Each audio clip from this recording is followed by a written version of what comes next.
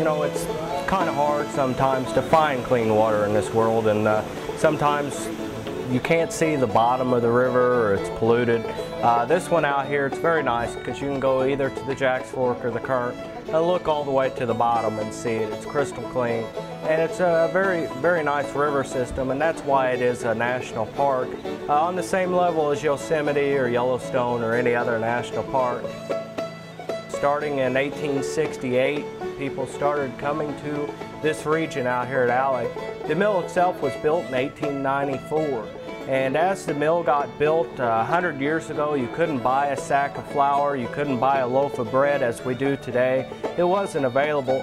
And being an Ozark farmer, you didn't have money to go and spend on this bread or flour if it was available, which it wasn't. So you would have had to utilize a mill such as this one to have your grain ground down into a product that you could use, such as flour or cornmeal. So the mill was very important for people back then. It provided that source of life. They used to call bread the staple of life, and there would be a loaf of bread on Ozark's tables, whether it be breakfast, lunch, or dinner, and you could slice you off a piece and have that with your meal. So it was very important. About 100 years ago, people would have brought their grain to Alley. They would have dropped it off here for the miller to grind down, and they would have waited for that. You would stay in the Alley community, and they used to call that milling around, and they would mill around. For your kids, that means you're hanging out or wasting time, something like that.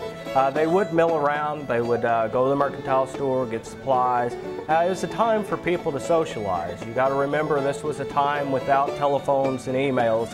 So when they came together, it was a time for neighbors to catch up on old times and talk about the year past and everything.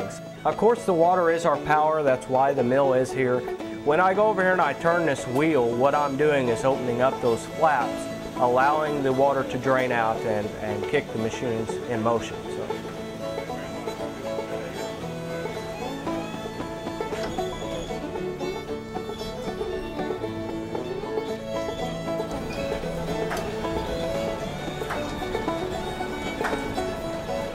There you go, 112 years later, of course, still running, still operating.